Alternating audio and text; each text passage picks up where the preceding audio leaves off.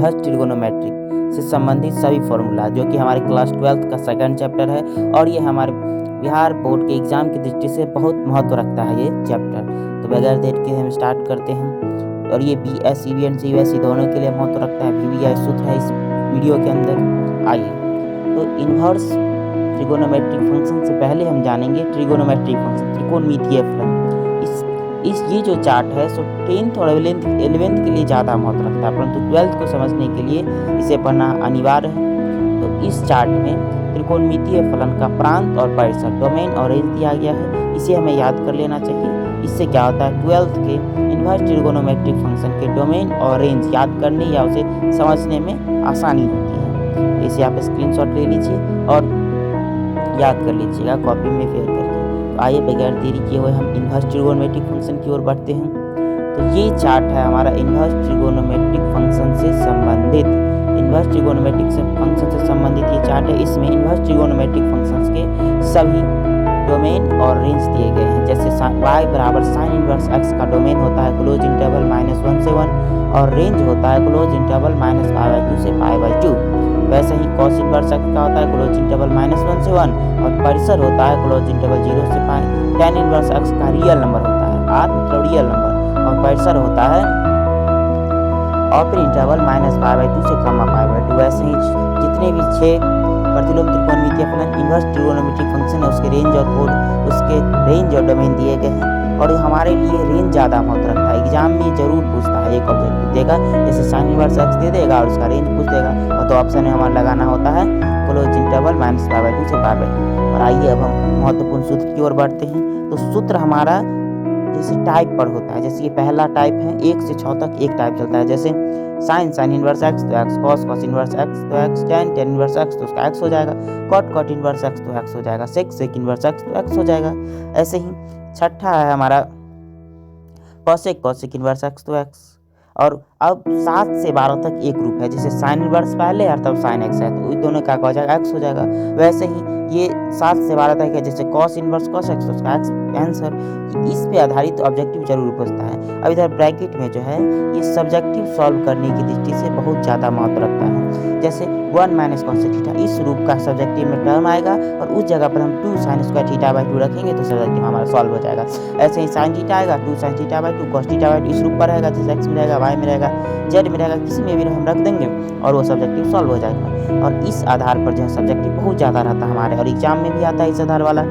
और अब आइए अगला हमारा एक टर्म है, ये जो है 13 से 18 तक, ये ऐसा फार्मूला पर आधारित जो है बहुत सारे प्रश्न आते हैं हमारे एग्जाम में और चैप्टर में भी हैं। जैसे 10th में पढ़े थे साइन थीटा बराबर 1/cosec theta, cosec theta 1/sin theta. वैसे ही इस आधार पर यहाँ है साइन इनवर्स x बराबर cosec inverse 1/x, cos inverse x बराबर sec inverse 1/x, sec inverse x बराबर cos inverse 1/x, cot inverse x बराबर tan इनवर्स 1/x और tan इनवर्स x बराबर cot inverse 1/x, cosec inverse x बराबर sin inverse 1/x। तो screenshot ले लीजिए और सही से याद कर लीजिएगा। तो अगला हमारा है 8 फार्मूला यहाँ तक हो चुके। ये सभी फार्मूला बहुत ही महत्वपूर्ण है। और अगला हमारा ये जो 19 से 24 तक है, सबसे ज़्यादा महत्व रखने वाला फार्मूला है क्योंकि इस पर आधारित बहुत सारे प्रश्न आते हैं हमारे बोर्ड में। तो जैसे साइन इनवर्स -x तो माइनस साइन इनवर्स x, यहाँ हम कंफ्यूज हो जाते हैं। हमें याद रखना चाहिए जैसे साइन इनवर्स -x रहेगा तो फिर माइनस लगेगा, परंतु cos इनवर्स -x रहेगा तो पाई cos इनवर्स x रहेगा।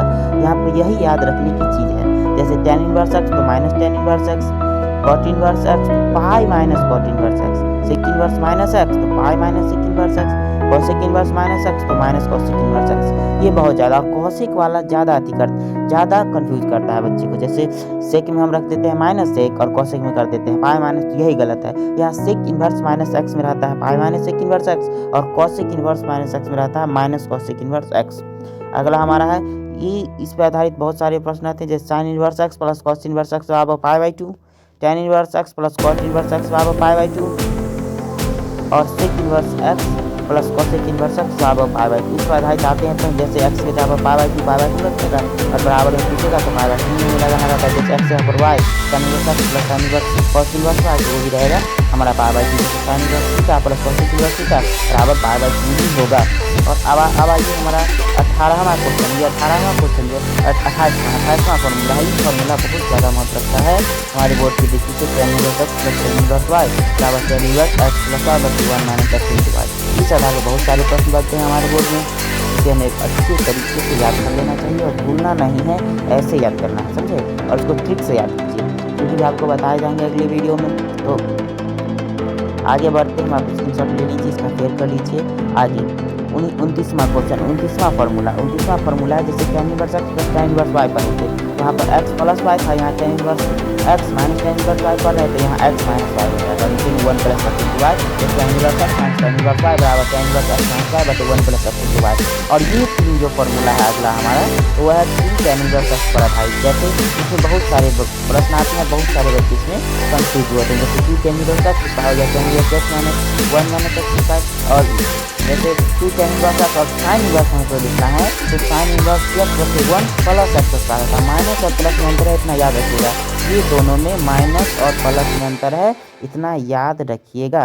और अगला हमारा 2 tan इनवर्स x और cos इनवर्स में अगर पूछ रहा है cos के टर्म में, तो cos 2 tan इनवर्स x बराबर cos inverse 1 minus x square बटे 1 प्लस एक्स स्क्वायर, ठीक है, याद रखिएगा। उसके बाद अगला फॉर्मूला हमारा sine inverse 2x root under 1 minus x square, तो हो जाएगा 2 साइन इनवर्स x। और उसके बाद 35 से 38 तक जो हमारा फॉर्मूला है, ये भी महत्व रखता है बहुत ज़्यादा, लेकिन उतना इस पर आधारित क्वेश्चंस नहीं बनते हैं। जैसे 2 cos इनवर्स x, तो cos inverse 2x square minus 1, 3 sine inverse x, तो साइन इनवर्स 3x, जैसे हुआ तीसरी sine inverse 3x minus 4x cube, और 3 cos इनवर्स x, तो cos inverse 4x cube minus 3x, और 3 tan इनवर्स x, तो tan inverse 3x minus x cube बटे 1 minus 3x square. तो आइए अगला हमारा प्रश्न है, जैसे sine inverse x plus sine inverse y, ये सारे फार्मूला भी हैं, बहुत महत्व रखते हैं, तो इसे भी हमें याद कर लेना है। इसका स्क्रीनशॉट ले लीजिए और अच्छी तरह से याद कर लीजिए, ठीक है।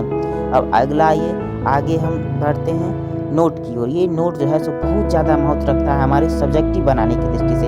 हमारे जो सब्जेक्टिव बनता है इनवर्स ट्रिगोनोमेट्री का, इस पर आधारित बहुत हैं, और इन्वर्स ही नहीं, डिफरेंशिएशन, इंटीग्रेशन, सभी का प्रश्न इस आधारित, बहुत सारे प्रश्न इस आधार पर आते हैं और हमें सॉल्व करना होता है। तो इसको याद करने का ट्रिक ये है कि जैसे रूट अंडर में, यदि रूट अंडर में a x square minus x square हो, तो वहाँ पर ए साइन थीटा या एक्स की जगह पर ए कॉस थीटा, ज़्यादातर जगह एक्स बराबर ए साइन थीटा ही लिया जाता है, और ए की जगह पर 1 रहता है, तो यहाँ पर एक्स बराबर ए साइन थीटा में 1 होता है, तो एक्स बराबर साइन थीटा हो जाता है। और यदि रूट अंडर में ए स्क्वायर प्लस एक्स स्क्वायर हो, तो एक्स बराबर ए tan थीटा या एक्स बराबर ए cos थीटा ले लेंगे, याद रखिएगा, ठीक है। उसके बाद यदि root under x square minus a square, जैसे सबसे पहले था पहला में root under a square minus x square, तो साइन लिए थे। यहाँ रूट अंडर तीसरा में x square minus a square है, तो यहाँ एक्स बराबर ए सेक थीटा लेंगे, ठीक है ना।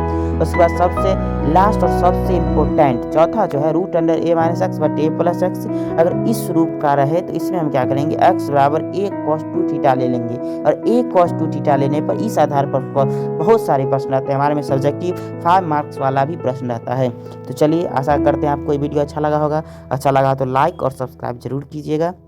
धन्यवाद।